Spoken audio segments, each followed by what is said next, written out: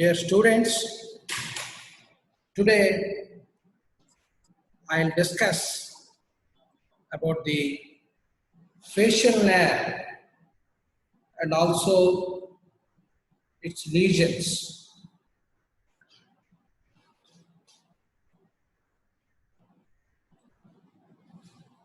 Facial layer is the seventh cranial layer, which runs from pons to the parotid gland. It's a mixed nerve, that means it contains both motor as well as sensory fibers. And it is the cranial layer with the longest interosseous course. The most common lesion of the facial nerve is Bell's palsy. Bell's palsy is, the incidence is about 20 in 1 lakh population. Coming to the anatomy, the facial nerve nucleus is present in the pons. This is the facial nerve nucleus. And the nerve fibers, they encircle this is the sixth nerve nucleus, abducens nucleus. They encircle the abducens nucleus and travel out of the pons, that is cerebellopontine angle. And it will unite with the fibers from superior salivary nucleus, again from the pons, and also from the nucleus tractus solitarius, again from the pons. As the word implies, this nucleus, superior salivary nucleus, it deals with the salivary secretion, whereas the nucleus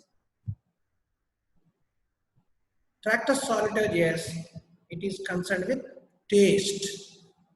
So these two tracts, they travel together and they unite with the facial nerve. Because of their situation, it is called nervus intermedius of Risberg.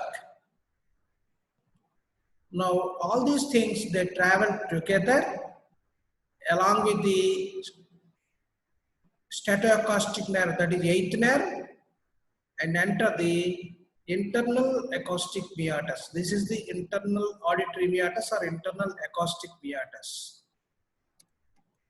Now, once it enters the internal acoustic meatus, so far all this portion is called cisternal part or intracranial part. Now it enters the osseous canal, that is internal auditory canal, and once it emerges out of the internal auditory canal, internal auditory canal has got a fundus and has porus. This is fundus and this is porus. Through porus the nerve will enter, and through fundus it will emerge out. At that region, it will give one branch called greater superficial petrosal nerve.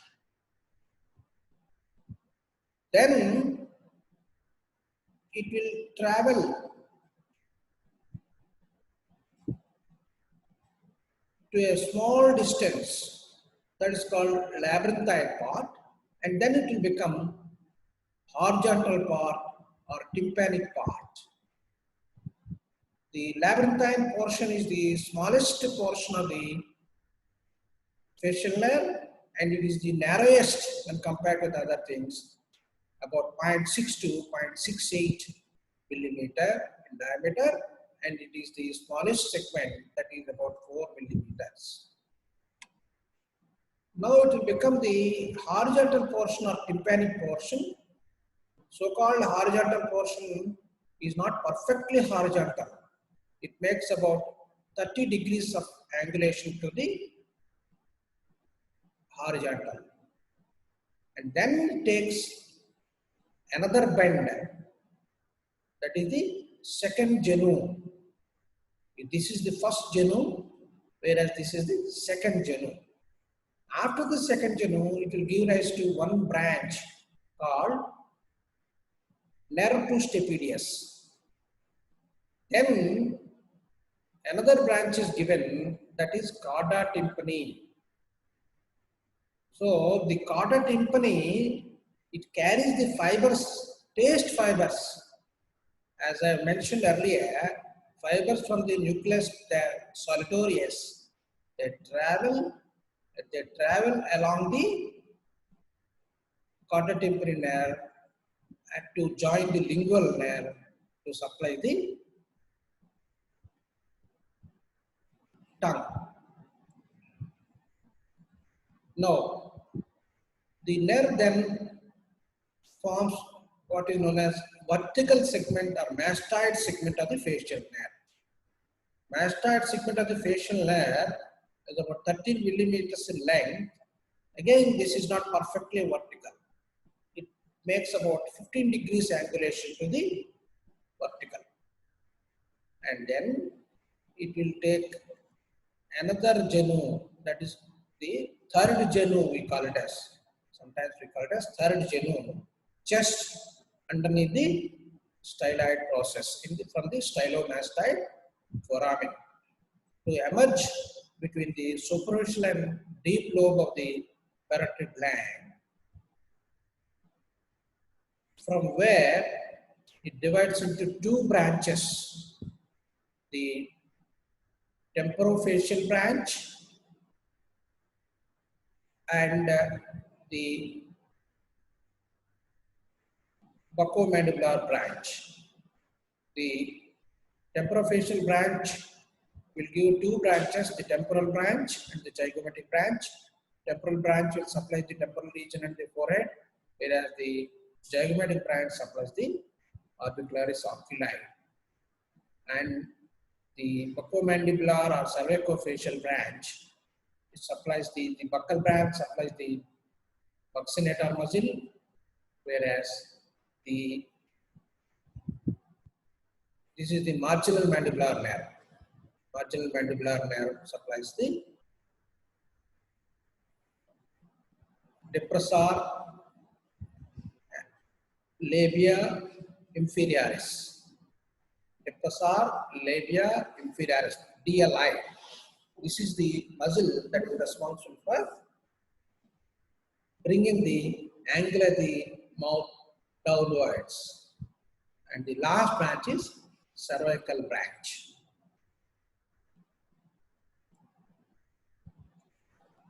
Once again, what are these branches what do they do? Gradus superficial petrosal nerve, it carries the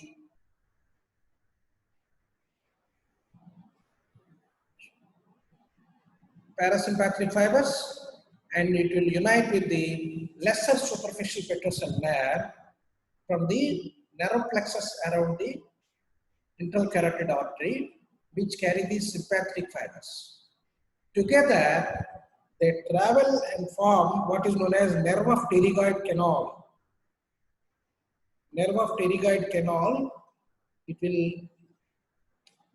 is carried and it supplies the nasociliary branch, that is to nasal mucosa and also the ciliary arteries of the eye. Next is the nerve to stapedius. Nerve to stapedius muscle is the smallest skeletal muscle in the body. What is its action? It protects the inner ear from the noise trauma. Whenever the individual hears a blasting noise, immediately stapedius muscle comes into action, it contracts, and it disengages the fructator stapes from the inner ear. Next branch is cauda tympani nerve. The cauda tympani nerve carries the taste fibers from the tractus solitarius, and the fibers are carried and the cauda tympani unites with the lingual nerve.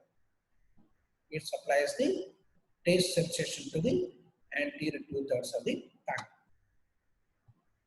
Next, it will bring small branches to stylohyoid muscle and also to the posterior of the digastric.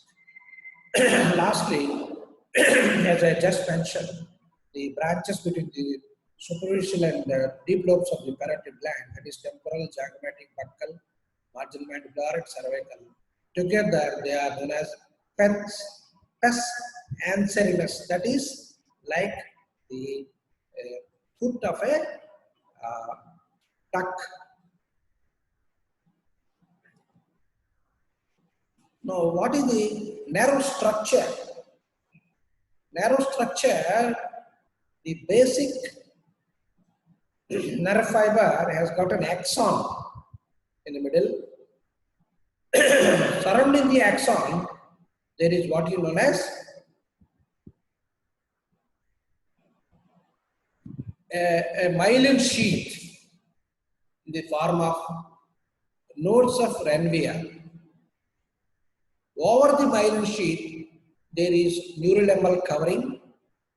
Over the neurolemmal covering, there is a endoneurium. This is the structure of a narrow sheath. Now, these narrow sheaths, they are bundled, and these bundles, they are covered by perineurium.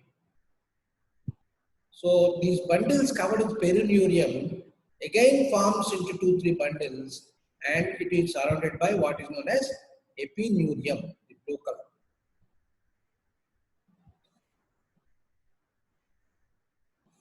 Now, generally the facial nerve, if it gets paralyzed, then we will have a doubt what is the degree of injury, especially when we are operating.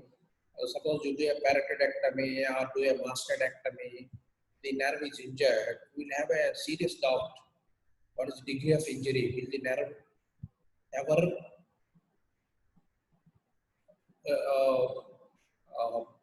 recovers or not?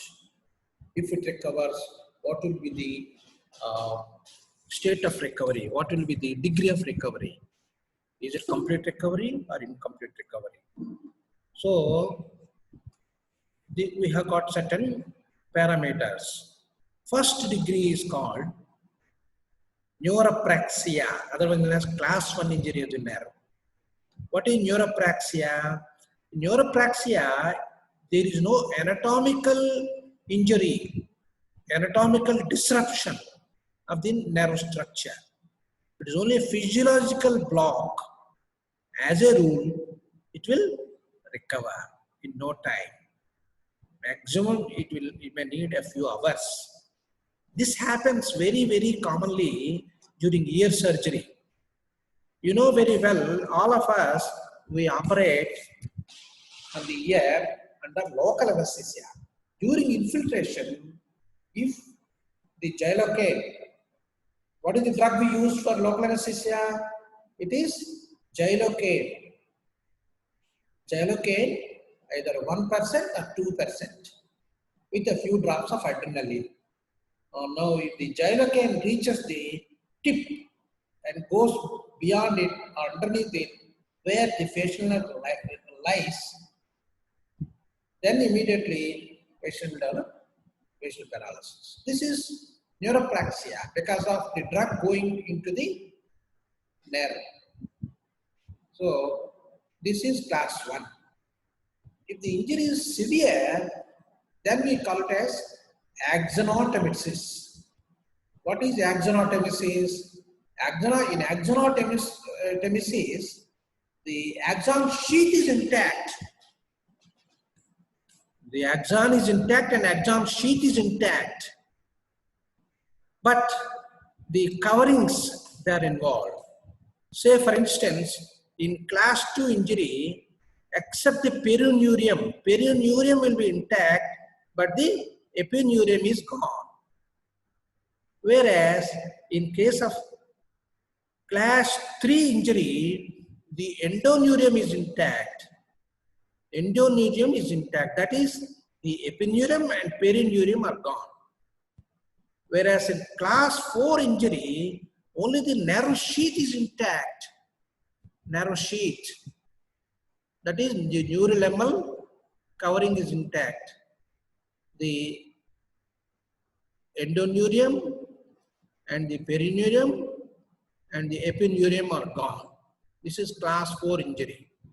And lastly, neuroanastomosis. What is neuroanastomosis? The whole nerve is severed. This needs, axonatomosis needs some sort of decompression, whereas neuroanastomosis needs some type of repair, either end-to-end repair or end-to-side repair or repair by a cable graft. You have to take a nerve graft from elsewhere and put it or stitch it in between the two fragments of the severed nerve.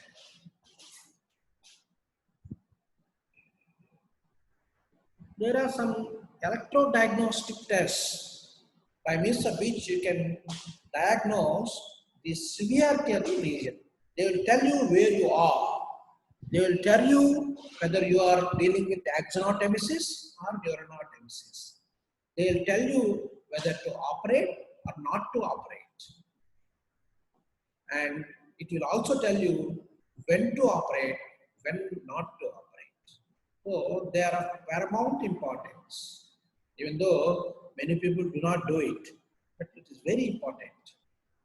The first test is minimal nerve excitability test. By means of this, we'll stimulate the nerve on both sides and we'll watch the response of the facial muscles. And we'll know the minimal current that is used to stimulate the muscles. And we compare from the healthy side. If there is difference of 3.5 milliamperes from both sides, it is significant. So the nerve is significantly damaged. Next test is maximum stimulation. We'll know the difference between the two sides by stimulating the nerve up to the maximum. So how much of maximum current,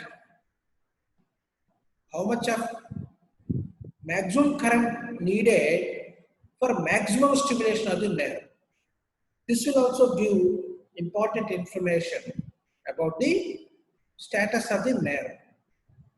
Now, electromyography or EMOG. Here, in this test, it is something like an evoked electromyography. We will give supramaximum stimulation to the nerve on both sides. By that, we will know the reaction and we will also know the percentage of degeneration of the nerve fibers. This is very, very useful between 4 to 21 days. We will know the percentage of degeneration. If the degeneration is about 80% to 90%, it is the time we have to take a very active step. That means the nerve has to be explored and it will be decompressed or repaired. The next test is electromyography test. In this electromyography test, the muscles are directly stimulated, both the action potential measured at rest and also during voluntary contraction muscles.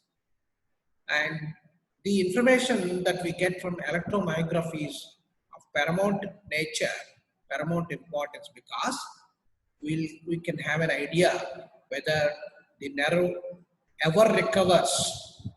If the nerve doesn't recover, we have to plan for what is known as facial reanimation.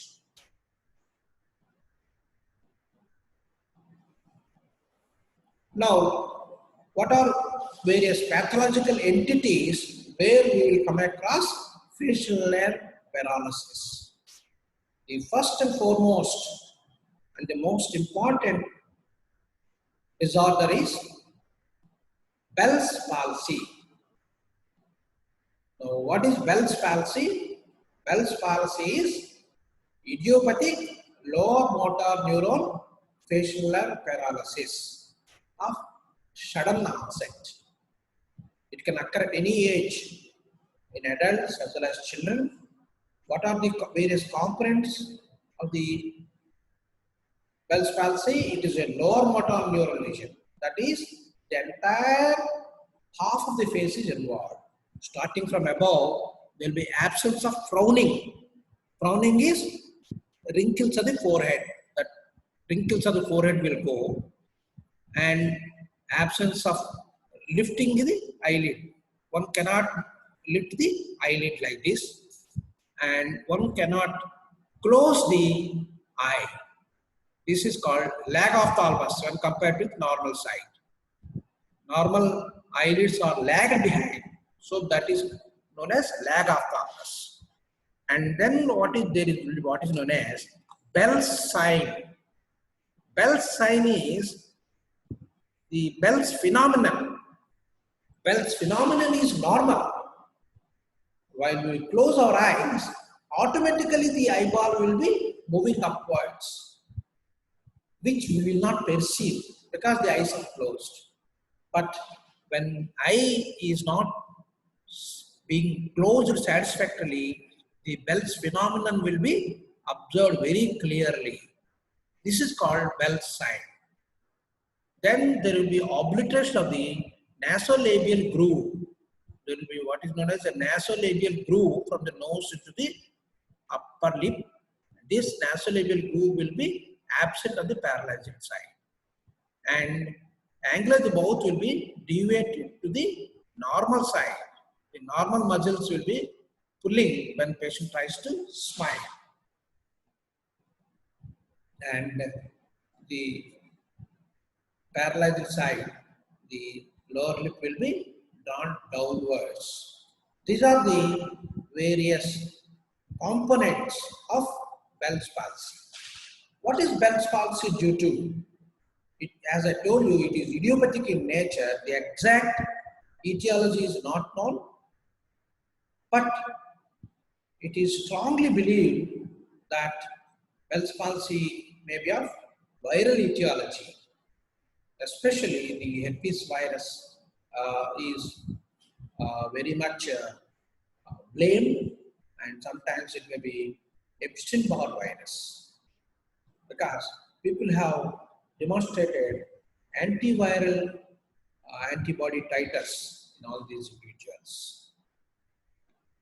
And sometimes the ischemia is blamed. Ischemia may be primary ischemia or secondary ischemia. The ischemia may be because of the exposure to cold. All these individuals will give a very positive history of exposure to cold weather, very chilled weather. So that is why one should be extremely careful during exposure to cold weather. You have to protect yourself with some woolen clothing like mufflers and all, so that you will not develop facial paralysis, Bell's palsy. And it may be heredity also. There may be hereditary predisposition because of certain anatomical factors or physiological factors. Some hereditary predisposition will also be there. And sometimes the autoimmune mechanism is also blamed. Once there is Bell's palsy, what do we do? How are you going to proceed? It may give rise to some vague pain in the ear also. Once you are confirmed that it is Bell's palsy, then you have to immediately subject the individual for antiviral drugs. The antiviral drug which we will commonly use is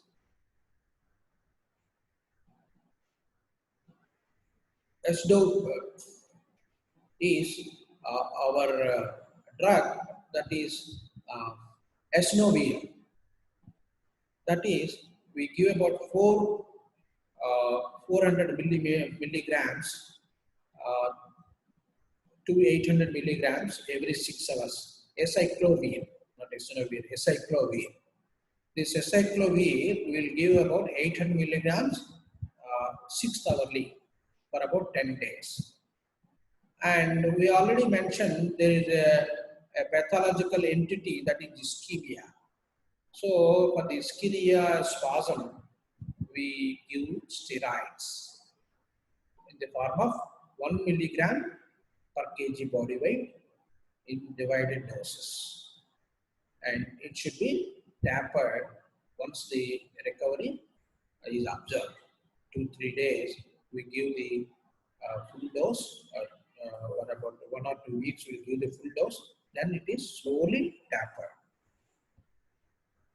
So, apart from that, people try vasodilators, which are of doubtful significance, and we can give supportive treatment by means of neurovitamins, B1, B6, B12, and physiotherapy. Last but not the least, physiotherapy is very, very important. Physiotherapy, that is active physiotherapy and passive physiotherapy. The passive exercises, that is patient himself or herself will do the exercises very constantly, lifting the forehead and also closing the eyes manually, and massaging the cheek, and also pulling the angle of the mouth, both sidewards and downwards. So these exercises, these passive exercises will keep the nerve, the muscle intact.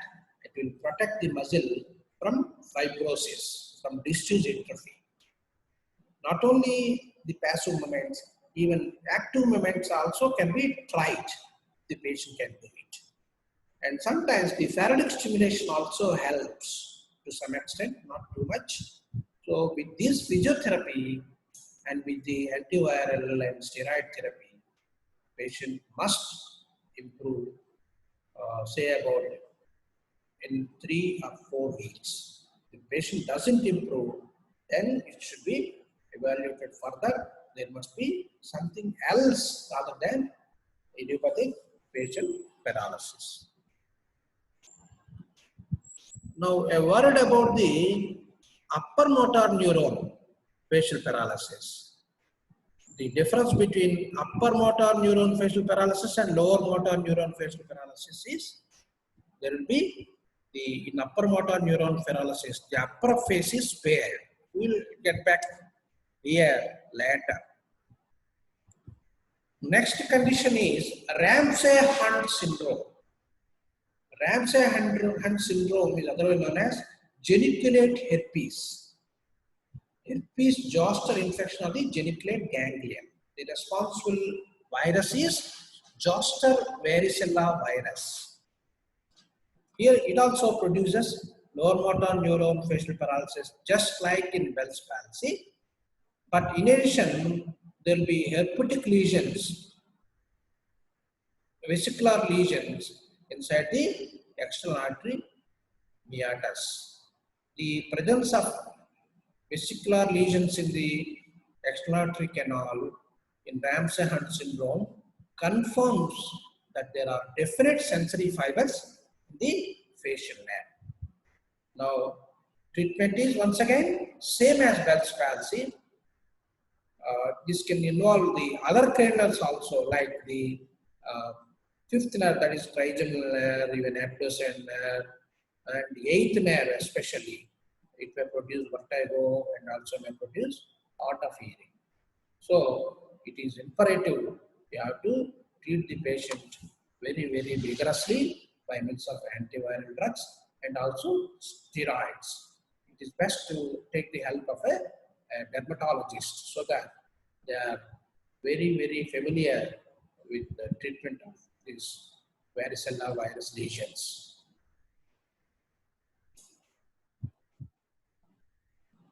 Next, most common after the viral infections, most common cause of facial nerve injury, facial nerve lesion is trauma.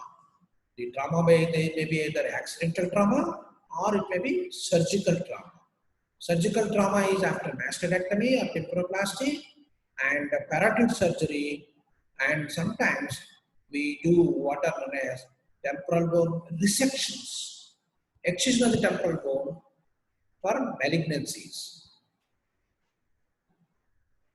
Now coming to the temporal bone trauma, that is either it may be an occipital blow producing a transverse fracture of the temporal bone, or it may be a parietal temporal blow, parietal or temporal blow producing a longitudinal fracture.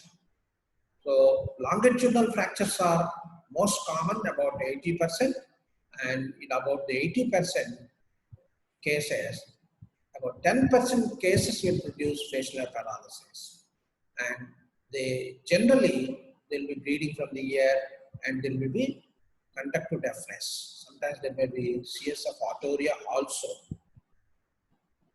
In contrast to longitudinal fractures, transverse fractures are rare, say about 10% or 20%. But most of these transverse fractures, that means about 40% cases, they develop facial paralysis, sensory neural deafness, and there may be vertigo. You won't find any bleeding or CSF leak, but these transverse fractures, generally they do not unite.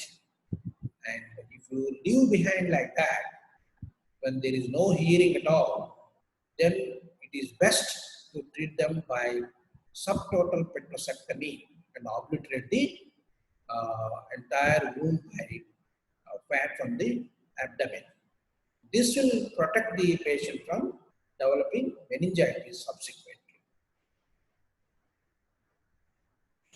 Now, coming to the site of lesion, site of injury, how do we know where is the facial nerve injured? What is the area of injury? We do what is known as topodiagnostic test. First one is Sherman's test. Sherman's test is take a blotting paper and cut it in the side of a rectangle ribbon-like and fold it and put it in the lower pharynxes on both sides. After say about 5-10 minutes, take both the blotting papers on both sides and compare the tears, wetting of the blotting papers.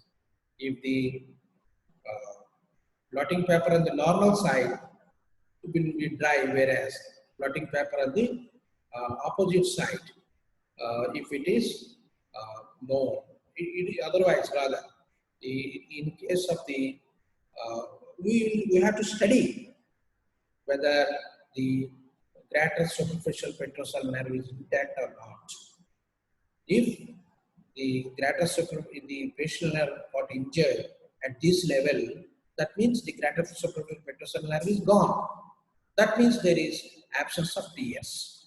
So if there is absence of TS, that means the injury at the level of the greater superficial, beyond the greater superficial petrosal nerve. Then we have to test for the stapedius reflex.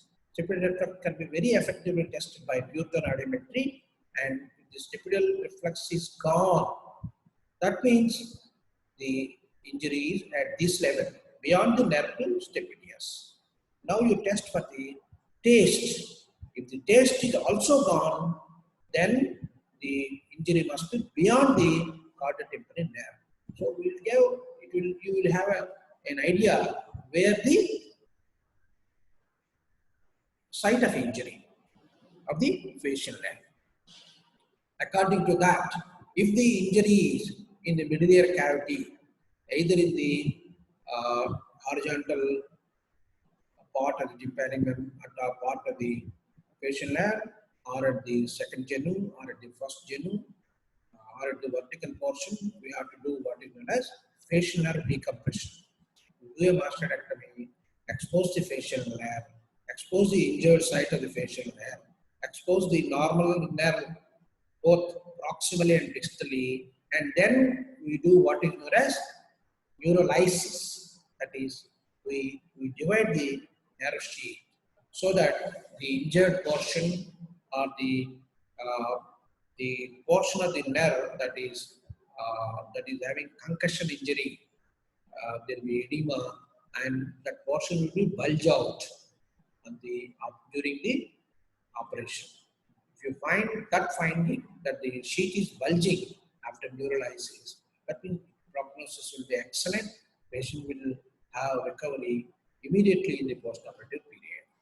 Suppose the nerve is very much injured, class 4 injury, and we have to excise the nerve injured portion and suture it by you have to disengage the nerve from the fallopian canal and suture it.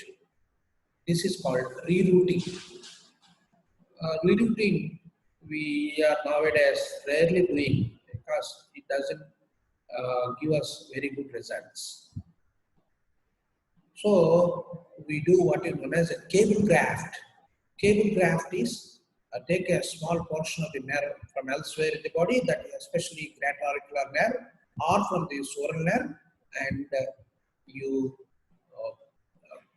put the nerve graft between the cartilages of the, freshen the cartilages and then keep it in between. It will get attached like a magnet. At most you can put some tissue glue. And other exercises we follow is fascio-hypoglossal anastomosis. So once the facial nerve is gone, you can identify the stump here, which is the portion is these facial fibers, the facial branches, they are intact, but the interosseous portion is gone, especially after temporal bone resections. Then you can do what is known as fascio-hypoglossal anastomosis. You can identify the hypoglossal nerve and anastomose these two. Sometimes you can use a jump graft. Take a sural nerve branch or a great auricular nerve branch, and you stitch between the facial nerve and the hypoglossal nerve. Now, best thing is fascio-mesenteric anastomosis. This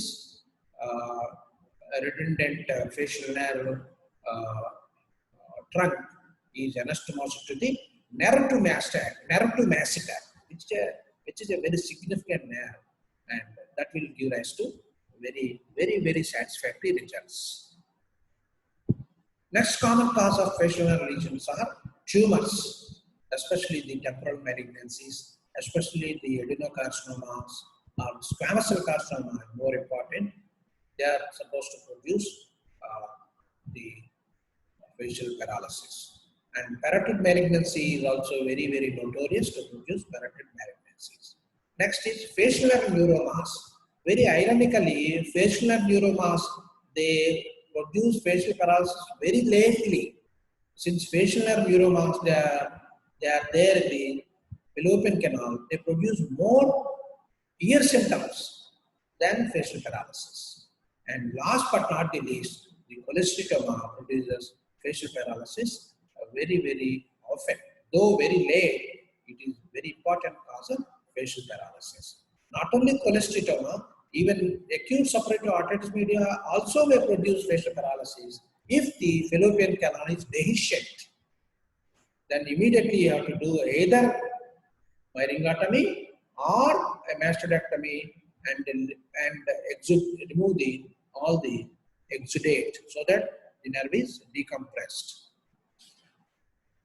Now, certain infections, like apart from the Bell's palsy and Ramsay-Hunt syndrome, we can encounter facial paralysis in case of infectious mononucleosis also, and certain biliary infections also.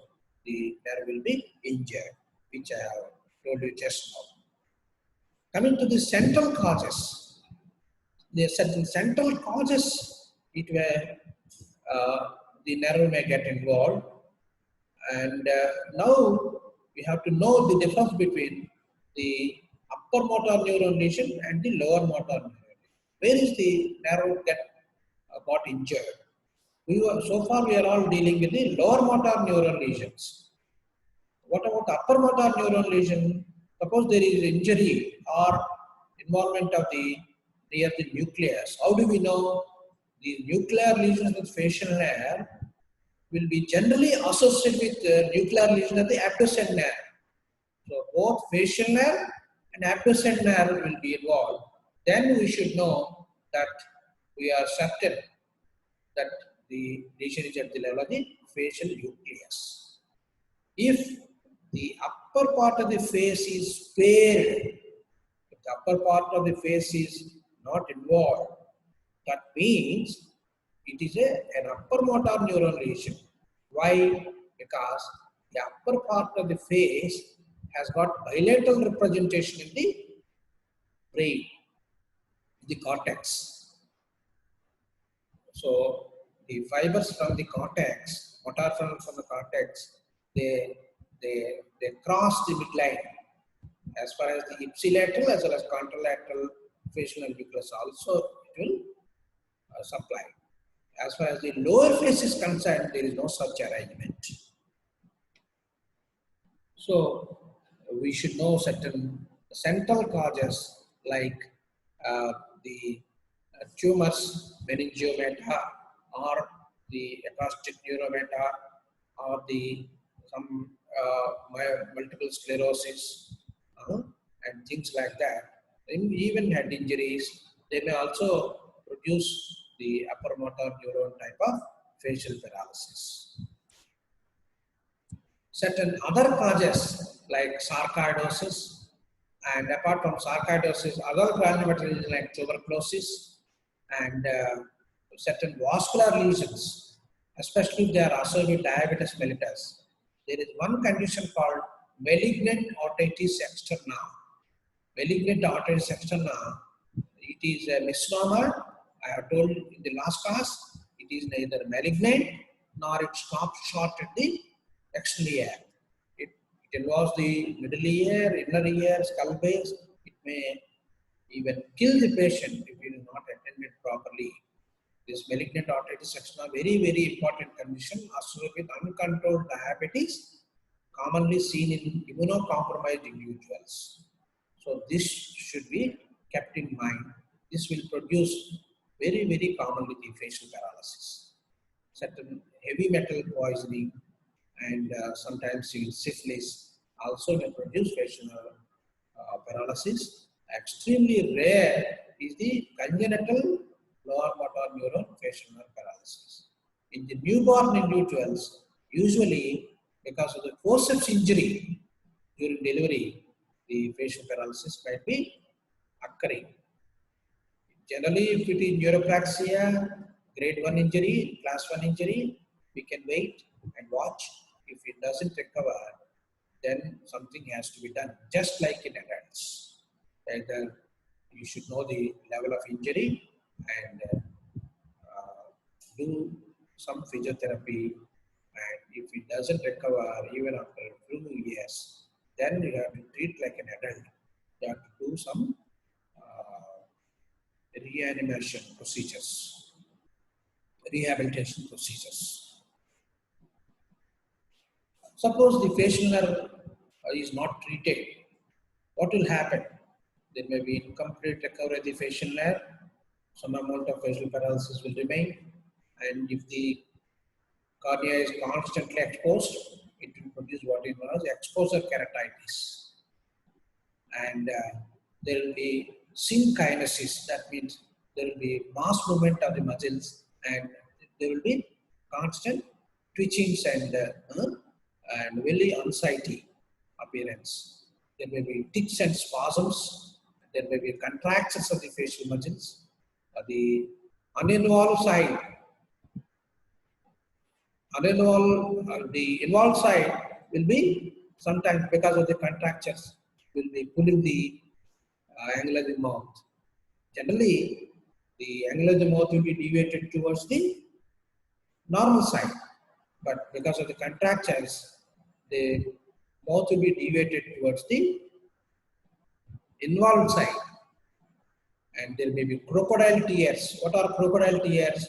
Crocodile tears are nothing but gustatory lacrimation. Whenever patient tries to eat, there will be lacrimation. It is because of the involvement of the parasympathetic fibers, that sympathetic fibers that supply the uh, taste, that supply the salivary glands. Whereas the Fraze syndrome is very commonly seen after parotid surgery, wherein the facial nerve fibers, they by mistake, they unite with the parasympathetic fibers which supply the sweat glands. So whenever patient tries to eat and whenever patient tries to have salivary secretion, you will also have sweating, severe sweating. This can be treated by doing what is known as tympanic neurectomy. You can expose the medial wall of the medullary cavity, and on the promontory under microscope you can see the tympanic branch, tympanic plexus, which is formed by the glossopharyngeal nerve and also the vagus nerve. So you can identify and excise the tympanic plexus of nerves. That will solve his problem. And if the facial paralysis is not treated, there will be severe psychological problems and social problems. And all said and done, if the facial nerve we are sure the facial nerve doesn't recover, then you can do some sort of rehabilitation. This is by means of reanimation procedures. If the eye cannot be closed, then you can do what is known as gold plate implantation in the upper eyelid. Upper eyelid is not able to close, so we take an incision on the upper eyelid and put a gold implant, so that by the weight of the implant, eye gets closed. And you can do what is known as a temporalis muscle sling or a fasciolata sling. Take a good amount of fasciolata and you make divisions, one to the orbicularis oris and one to the upper eyelid, upper lip, and also to the nasolabial groove, another to the orbicularis oculi, and then you stitch it to the temporalis muscle. These slings will be pulling toward the same side, so that both sides will be compensated. But the best thing is use a free muscle grafts along with the blood vessels and the nerve. Especially popular nowadays is graceless muscle. A graceless muscle with its obturator artery and nerve, if it is taken as a free graft and it is united with the uh, nerve to masseter, and then the obturator artery is also, it is anastomosed to superficial temporal artery, so that the muscle graft will be live and it will act wonderfully well. And the pectoralis minor also is used by some authors. Lastly, we can deal with what are known as hyperkinetic disorders of the seventh nerve. Especially, you'll find some people with hemifacial spasms. They go on doing like this involuntarily. So this is hemifacial spasms. This is because of the abnormal vessel. You will find an abnormal vessel or the facial nerve in the intracranium irritating constantly, neurovascular conflict. This is neurovascular conflict, producing the hemifacial spasms.